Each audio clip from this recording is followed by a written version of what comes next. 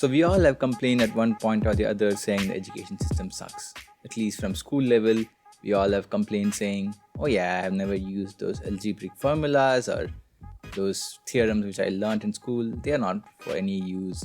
The education system should probably teach me accounting, taxing, and all this stuff." I mean, we are not wrong. We are all exactly saying our experiences. But today I thought I will sit with this topic and address this. And I know it's not a technical topic, but as my podcast name suggests, it's a glitch. And I see this is the biggest glitch in the system. So today is not going to be a solo episode. I have called my school friend of mine. She has been in this education system for long, and I thought I will have a quite a good discussion with her on this topic. I have asked a lot of questions. Probably I have also addressed a few of questions you had.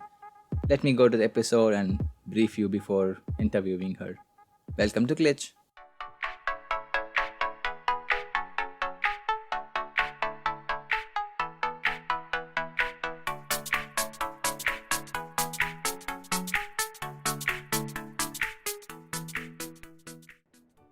So, as I said in the introduction, this is not going to be a solo episode. So, you will not be listening to just me talking about some random episode for on and on.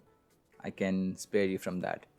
So, today's guest in my podcast is Suhaina Sultan. She is in education sector for past decade from I remember, and more than that, the reason I called her was because of her thought process on this subject, because she is someone who thinks proper deep rooted mechanism, and she's from a psychology background and she knows what she's talking. And I thought I will have a proper discussion with her, ask my basic questions or stupid questions on this topic, because education system has been through a lot of questions, and we all have our thoughts and we all have our criticism on this, and few have everyone has an opinion on this topic. So I thought, why not to call the person who is a subject matter expert on this and have a discussion with her. So before getting into this segment, I thought I will give a little disclaimer so that you know exactly what you're getting into and what to expect by the end of this episode. So this is an first interview for me and even for her. It's a first podcast experience. So initially there might be some inertia in picking up. This is a discussion, as I said. So there's going to be a lot of to and fro conversation happening. So bear with it. It's going to be a long episode, but I really enjoyed recording this, and yeah, I'll probably get started with it. So Sue, why don't you introduce yourself, where you are, what you do in everyday life? All right. Hello, everyone. I am Suhaina Sultan. I am based out of Chennai, India. I work in a reputed school in Chennai, and I am with the educational management. I've been in this field for the last almost a decade, and I've enjoyed my journey. I have learned a lot, and I think that I am in a position to contribute to a lot of perspectives related to education and would probably add value to today's discussion. Cool. So now coming back to today's discussion. So I wanted to start small, okay? Because for me, who is coming from this technical Hmm. background and being this podcast for all technical stuff, first let me just ask a solid small question. Okay. What exactly will you explain education system is? Because we always complain saying education system is bad, and we rant everything and all, but let's say you're trying to explain it to a 5-year-old kid, who's going to Hmm. who's going to come and join your school, and you're trying to Hmm. explain him or her that, okay, this is what you're going to expect out of this school for next few years. So for them, just to say Hmm. what education system is, just in plain words, how would you explain it? Okay, to a child, I will explain it as a safe place for him or her to experiment their learning, what they want to do, and that will be supported by a group of teachers who are interested in the overall development of the child. This is exactly what I wanted to hear, because the first statement you said, experiment, right? Do you think Hmm. education system, when we explain it to a kid, or when we think about education system and all, we think as if it's a place where we go and experiment, and the teachers are all there for helping us and everything. But at the end of the day, Hmm. when you put a 1 year plan into it and say there's a syllabus, there's a curriculum, suddenly it all turns out to be some grading mechanism in a race. Do you also believe in the statement? Um, See, I am someone who loves free learning. I would want to foster that in every child, but I'm too afraid of the quality in which that will happen. Okay, because we are people who are still driven by systems, in the sense that, if I leave things too liquid, I'm afraid that it will not take any form down the lane. So I would want to give it some structure and keep a of bandwidth, as in a scope where things are possible to be experimented, where people are free to learn, people are free to fall, people are free to try again and again. But at the end, it should follow a skeletal structure, with which we're able to come to a place where whatever is expected of the learner for that age is met at the end of the year. Okay, so I would want to stop you and rewind back a few more points because you gave me a lot of Hmm. questions. For example, let's Okay. say there was one read or video where I saw they said the education system or the model we have right now was formed back in industrial age, where people Hmm. wanted to churn out a population which will say yes sir and start working in factories Right. and when the Yes. bell rings they just start working and the grading system was all there. I mean, I know where it comes from, but you also said a skeleton should be there. So are you also Hmm. aligning with the similar statement that we are seeking back to a place where there should be a skeletal and a system should determine if a kid of 10-year-old should learn xyz curriculum stuff, or it can be a freestyle? Because See, I'm I would. hearing the skeleton is emphasized so much as a priority. Hmm. Yes. Yeah. See, the thing is, see, if we do not have systems in place, then I fear there would be um, lack of accountability from people in charge. You mean the Okay. teachers? Not necessarily the teachers, but also the administration. Mm-hmm. Eventually, that will boil down to the students as well. Okay. Okay, Okay. because children literally mimic what their teachers do, and Mm. teachers are their first friends. Okay, they make friends, they kind of look up to them, and then they look up to them as mentors, and then as gurus and teachers, and they learn from teachers. Children learn from teachers, and it is, see, we need to bring about some amount of discipline as well. If True. we leave it liquid, okay, and of course, free see, for me, I believe that education is not something that happens only inside the four walls of a classroom. It can also happen outside, it can happen on the way back home, it can happen at home itself, it can happen as they're interacting with friends and families, it can happen as they're watching something on the street, it can happen as they sit and reflect about how their day went at the end of the day. So all of these are learning that a child goes through, and they need to be open to learning from all of these elements. It is not just what happens inside the classroom or via textbooks, Beautifully right? put. So if I limit it, or if I keep it too open, right? Of course, there will be a lot of learning happening. Children will learn a lot. It has, I believe that too much of freedom can do more harm than good. So if I'm So that trying to is why I emphasize. put a short statement, you're trying to streamline the kids' learning and giving it the right track. That's what you're trying to say. Not necessarily a right track, because right again is Mm-hmm. perception. What is right for you may not be right for me, and vice versa. So I believe that a preferred structure can be given, or a proposed expectation of learning outcomes can be given to the kids, saying that, okay, these are the things that I would expect a grade 4 child to learn at the end of the year, a grade 5 child to learn at the end of the year. Because if you see, the universities are still standardized.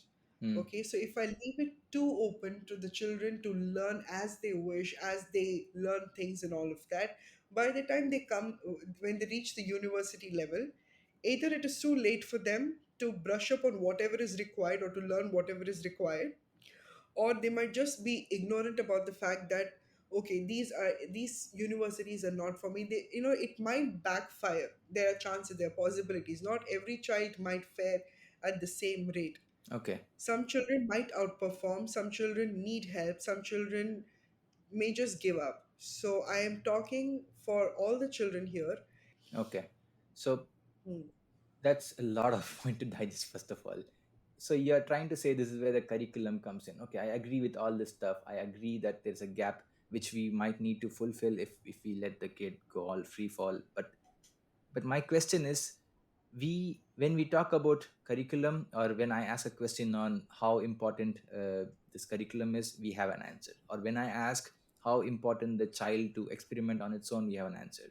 But I am Hmm. seeing there is not a bridge which transcends both of this. For example, let's say yeah, experimentation for a kid learning, let's say physics, Bernoulli's principle is important, and the teacher who Hmm. is teaching the same principle is also as important as experimentation. But how does it transcend from curriculum to the teacher teaching to the classroom and to that one specific child? Because this is where I also see, when I was in the school, or when I see my friend's kid is in the school, they are all either superimposed on the information they are getting, like what is a theorem or what is xyz formula, or they are super what to say, in putting in their self on integration, for example, experimentation, or I don't want to score marks. It's either this or that. How do you see the bridge? Is it the teacher, is it the management, or is it something different? What do you see in your, let's say, in your school or in your job?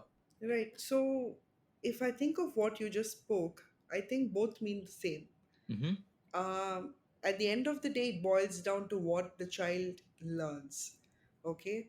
And that happens, of course, predominantly driven by the teacher, right? Mm-hmm. And here I would like to draw emphasis on the role of a teacher here.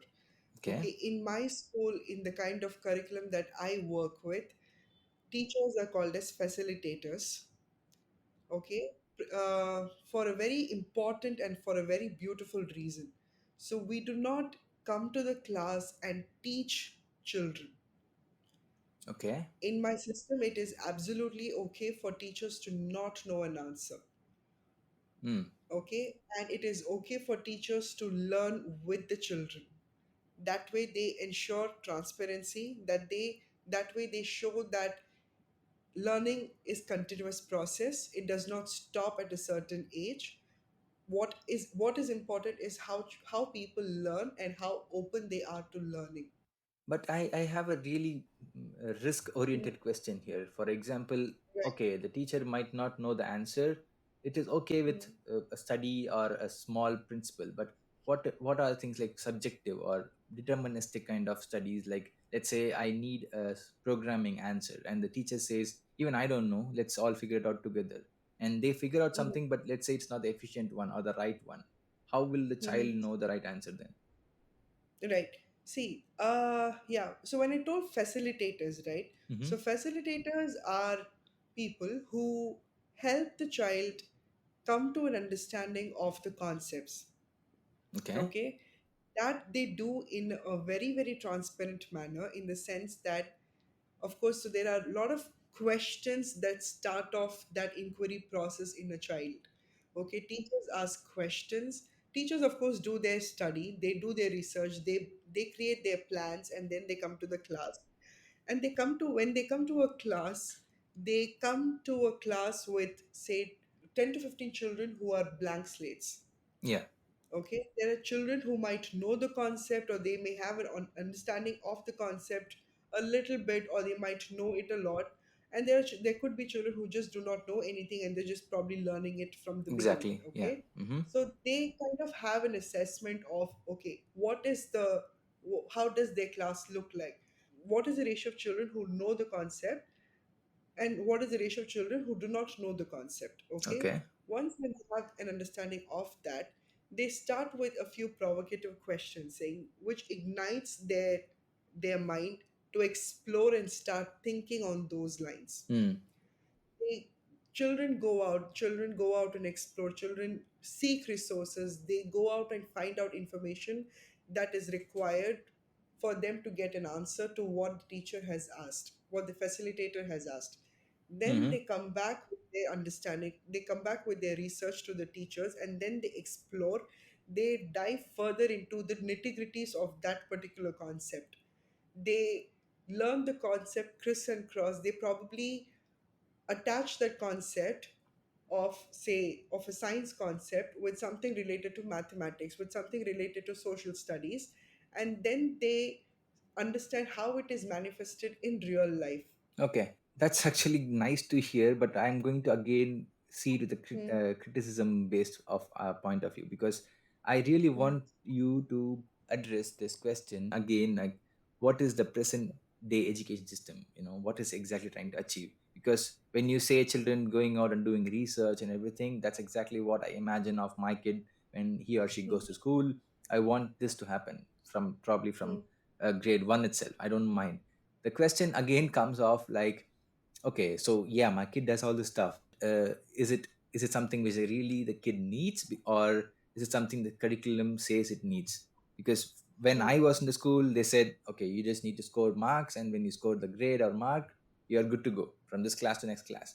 And now suddenly, after like what 3 decades, the same system is saying grades are less important, which is really good thing, but you also need to start doing this research of going around and finding your open challenges, which is the best thing in my opinion. But how does it come into play?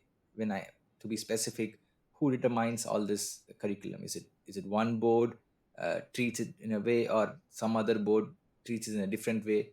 Okay, I will tell you my understanding of educational system. Okay, Mm-hmm. if you see the way it is kind of manifesting these days, especially in the place where I live in Chennai, it's quite alarming in the sense that there are a number of international schools which has come Exactly. up. Mm-hmm. Okay? Gone are those days when, say, 2 out of 100 schools would be an international school. Mm-hmm. And if it is international, it would be international in all possible sense. Okay, it might Mm-hmm. have a boarding facility, it might have all the infrastructure that is required in place. But now things have changed. Like, people, I do not think that there is a board which kind of um, regulates how schools are set up, because I see schools coming up in every street, and these are international school, and I'm not kidding. Mm-hmm. Mm-hmm. Okay?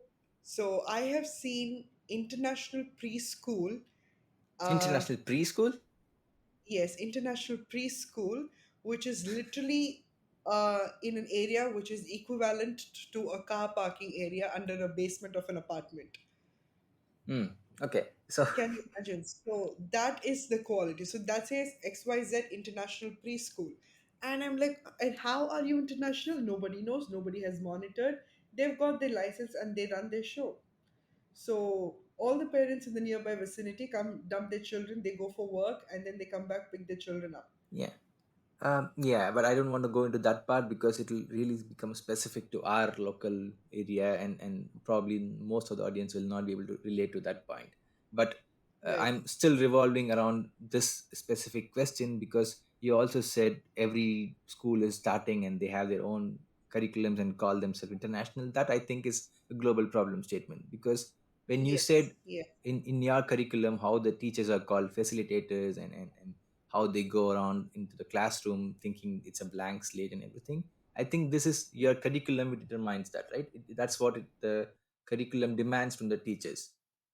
Yes. So that is what the curriculum that I work for Mm-hmm. demands, and the setup is very holistic and very wholesome. So that is how it fosters, and that is the expectation from the curriculum. So we have to align ourselves to those qualities and to those standards. Only then our school gets authorized. But Hmm. we cannot advocate only for your curriculum when it comes to education system, right? There are other Absolutely. curriculums also, but my question is more general and more in a bigger umbrella of why should a curriculum determine the education system? Shouldn't all the curriculums be aligned towards a kid's research or experimentation kind of mindset? Why should one curriculum say, okay, you know what, we are the best, we are doing this in the right way, and then comes XYZ curriculum and it says, no, they say that but we do this. And as a parent, I'm like, okay, I have two companies where I can put my kid to, but I don't want a company, they are marketing for their own curriculum, but I want the kid to be educated. Why isn't it all coming into one umbrella? Again, that's Mm-hmm. predominantly driven by money. Okay, Mm. and you cannot standardize a curriculum for the entire nation, for the entire country. It cannot work for a various reasons such as, say, preferences Okay. and affordability, market, and accessibility, equity. All of these are in all of these factors need to be considered. uh, I understand. I'm not saying you're wrong, but the question which I'm asking in the point of view is more like, let's say a technical guy, let's like me, right?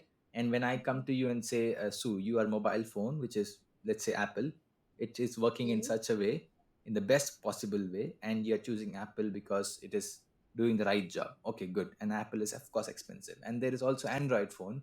Let's say it's from some Chinese company and it has Android in it, and both these phone connect to the Wi-Fi, right? In the same way, because there's a standard for Wi-Fi on how the communication should happen. And my question is similar to that. Why isn't there a standard for education system? And then there can be a company like Mac or a school like Mac which does the best possible way for that system or the standard.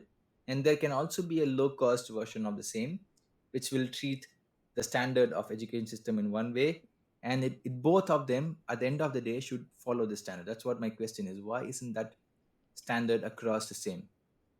Yes. So, yeah, I can talk for the country that I live, Mhm. Yeah, of right? course, sure. Have- India. We have something called as the National Education Policy Mm-hmm. put forth by the central government, Mm-hmm. okay, which Mm-hmm. sets the standard that is required for every school to be met. Oh, That okay. So also we have that. highlights, we have that, and that also highlights the curriculum expectation for every grade, Mm. okay, Mm-hmm. and it is also fine tuned in a policy document called as the National Curriculum Framework, NCF. So what was it? Sorry. So, National Curriculum Framework, NCF. So, Ah. Okay. this is Okay. this is by the central government of India. Okay, so we have that in place. So all the schools that are set up in India will have to adhere to the standards put forth by the central government, Irrespective of curriculums. irrespective of the curriculum. And you can take that particular expectation and deliver it in an IB way, in a CBSE way, in a state board way, or in an ICSE way or Cambridge way. You can Hmm. deliver it the way you want. So Perfect. we have that liberty, we have that freedom. We can do it. I mean, we can, we can meet those expectations the way we want. So the NCF is what exactly the kid is supposed to learn. I mean, it. I'm not saying in a strict Indian basis. kid, Yeah. yes, in an Indian kid is expected to meet what the NCF highlights. You have given me a perfect answer for all the parents in India, because there are Mhm. so many boards and we are never aware of something that like NCF is there, where the country is setting a Yeah. kid coming out of India will have this. This is what we need to know. Yes, we have. See, we have these systems in place. In fact, the NEP, the National Education Policy, is stringently revised, and these I've come to a very very good perspective or very good impression of the Indian educational system in the sense that we our last NCF was in 2005, Okay. and we have the updated ones in 2020 and 2022. Okay. So that means that in these last 2 to 3 years, the Indian government is diligently sitting and revising the educational standards that is required because of the intrusion of international syllabus like IB and the Cambridge. Okay. You see, there are international competition, and the Indian government has to meet that expectation, right? CBSE has to meet that expectation. So it's trying to level up its game by updating the NCF. So we had the recent updated ones released in 2020, and the last one, which I know, was released in 2022. Okay. But again, to come back and dilute it to across the globe, irrespective of geography location. But I think this might hold true for countries across. Like, for India, you said we have this board, and similarly for Yes, yes, Europe, they will have one, or yes, any country will have yes, their own. yes. And New Zealand has its very own syllabus. Australia has one. US has one. So every country has their own set of standardized expectation from the school. okay. Okay. So the very reason I brought education system in a technical podcast like Glitch was to treat this entire problem statement in a purely technical basis, because just to see how the argument goes around, right? So Mhm, in any technical stuff, there is one expected behavior which we call the standard, and you definitely mhm, gave me the right answer for that, for me to at least comprehend what exactly it means in a in a plain technical problem statement. But when you say there's a curriculum, yes, I understand. And when you say there's a classroom environment where the teacher is the facilitator who takes care of how the problem statement goes around in the kid's mind. But mhm. let's ignore for a moment the teacher, the curriculum, and just the kid.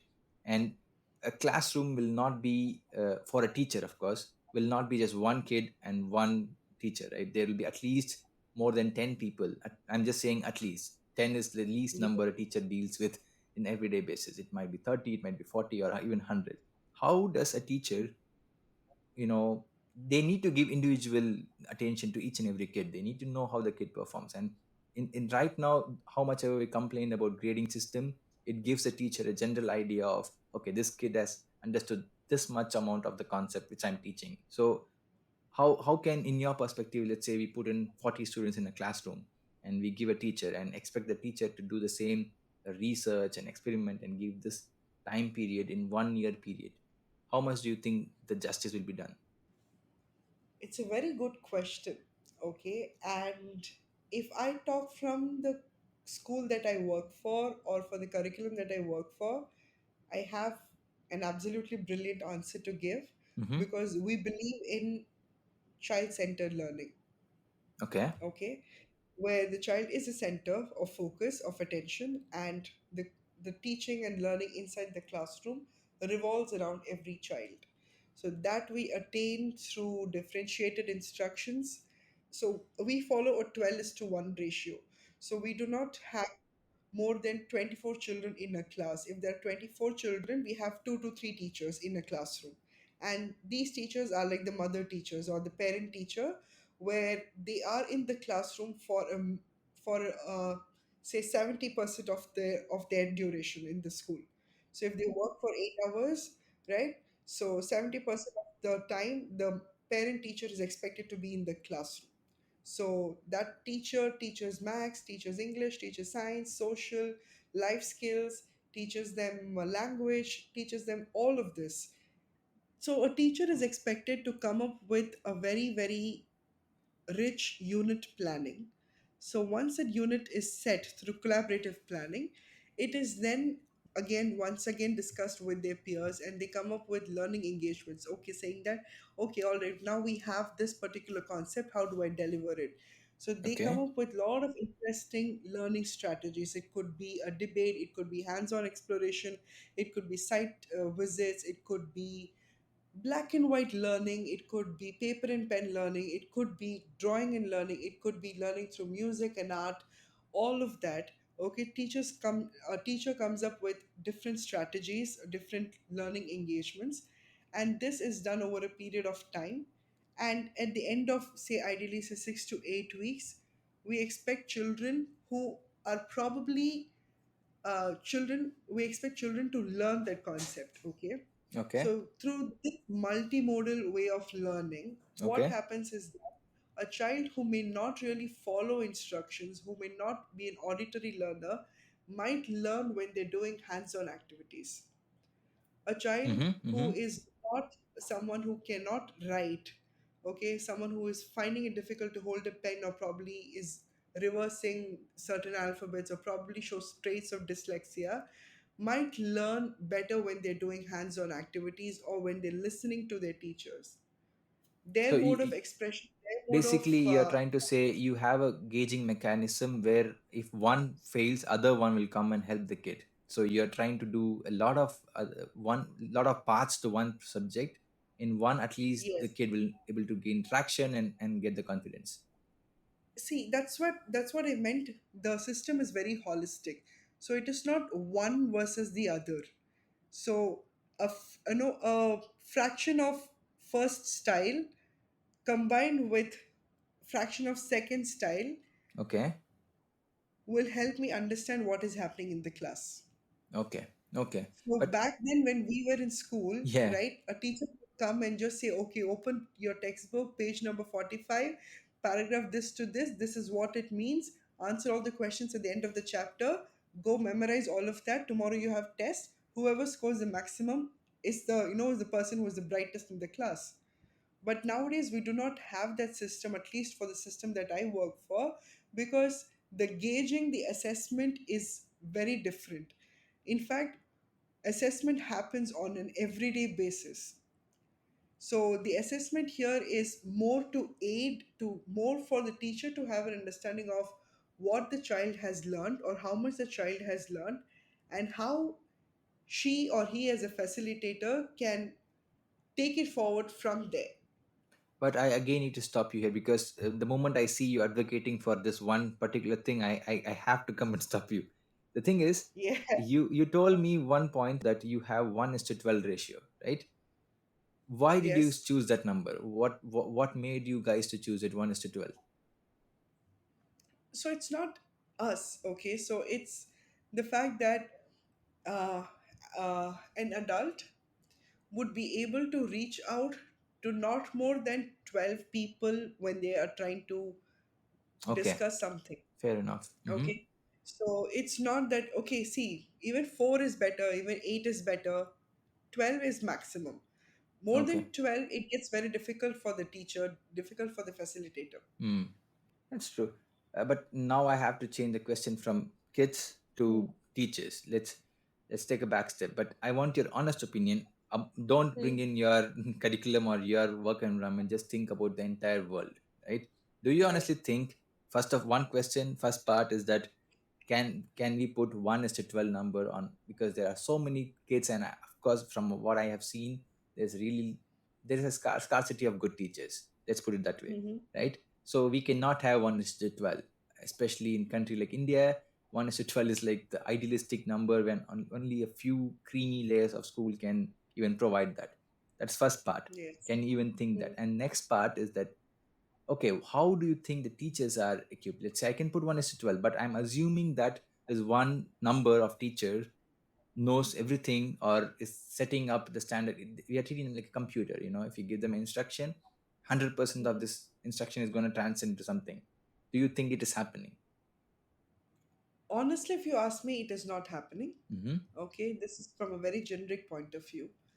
Again, that depends on why people choose teaching as a job. Mm-hmm. It could be because they're passionate, or it could be because it gives them the monetary benefit, Mm-hmm. or it could be because it probably they think it helps them go home sooner, Mm. It's a safe job. right?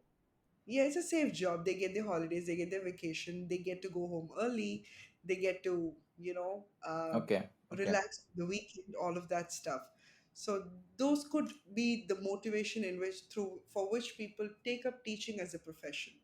Mm-hmm. So Mm-hmm. we don't really know the agenda behind why people choose teaching as a job, Mm-hmm. but I really wish in an ideal world that teachers choose teaching as a job only if they are passionate about teaching, only if they're passionate about making an impact in the world around them. Okay. First part of the question, 1:12 number. Do you think it can practically Yes, happen? practically it cannot happen considering India's population. That is definitely not an option. Okay. But yeah, it's definitely not an option. we might have to hire a lot of teachers, equip them with the knowledge, the skill set that is required to be that kind of a facilitator. But to answer your question, simply put, in India, it's not possible.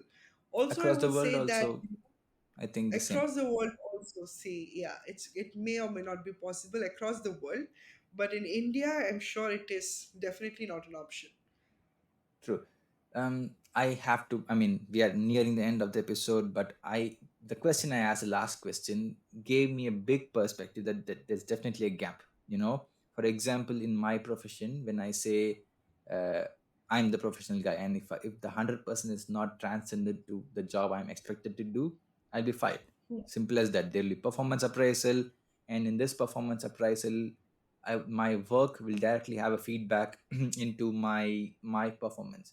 So for example, in teachers profession, the way I think is, let's say I'm a teacher, and in this academic year, I have I had like 40 students to train or something, and out of 40, I managed to give the student should be able to give a feedback about teacher, and the students, if the 38 out of 40 give the teacher was awesome, the teacher gets good performance appraisal, and she just grows.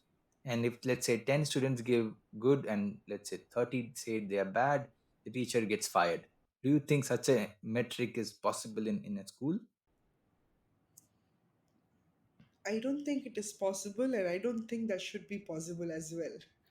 Okay. Because teacher evaluation is a very comprehensive process, and that needs to be dealt with sensitivity, Hmm. because they are dealing with living beings, right? Yeah. They're not dealing with machines.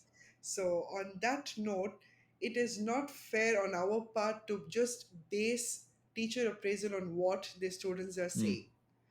So, it Okay. has to be a very comprehensive system where a 360-degree feedback is collected, where children are one source of contribution.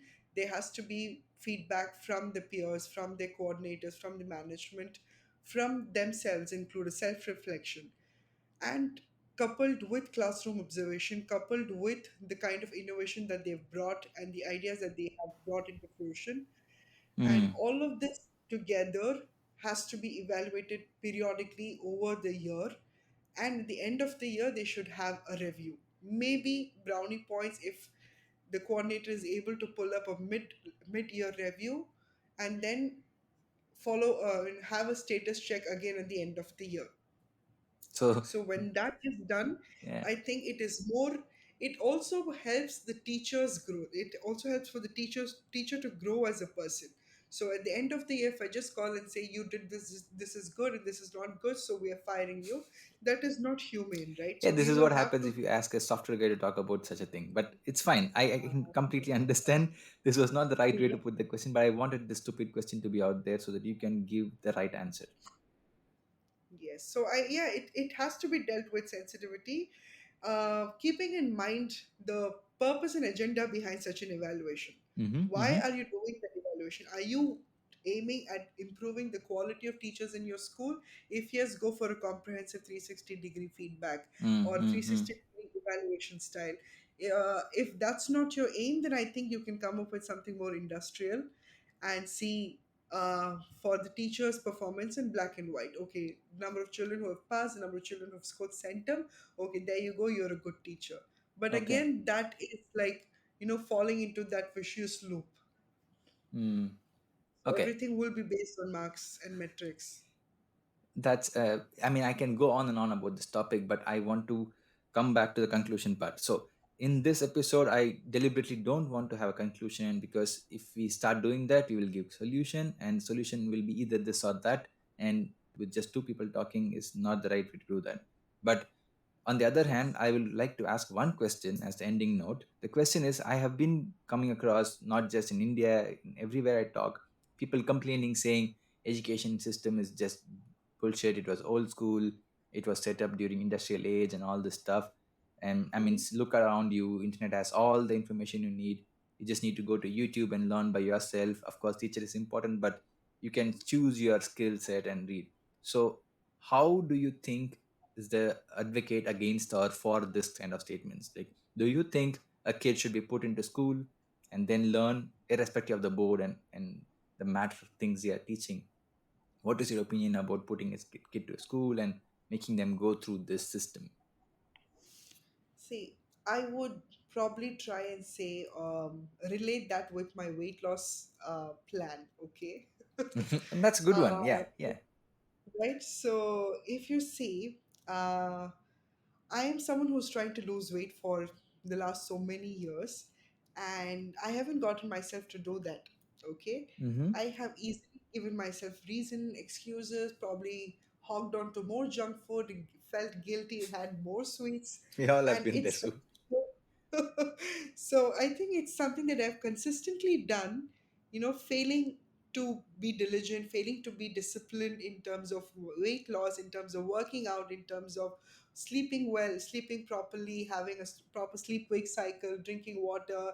That has never happened. I've never lost weight. Okay, one good thing is that probably I have maintained a consistent weight, but I've never lost weight.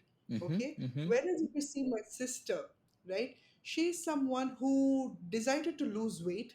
She set her mind to do it, and she did it in a very, very disciplined manner, in a very focused manner. She set she I mean, she got herself the knowledge that she wanted via internet. She read about what is required, what are the things that is required for her body, and she followed proper weight loss journey. I mean, weight loss exercise and a routine, and proper sleep wake cycle. And at the end of say 6 months, she lost about 10 kilos.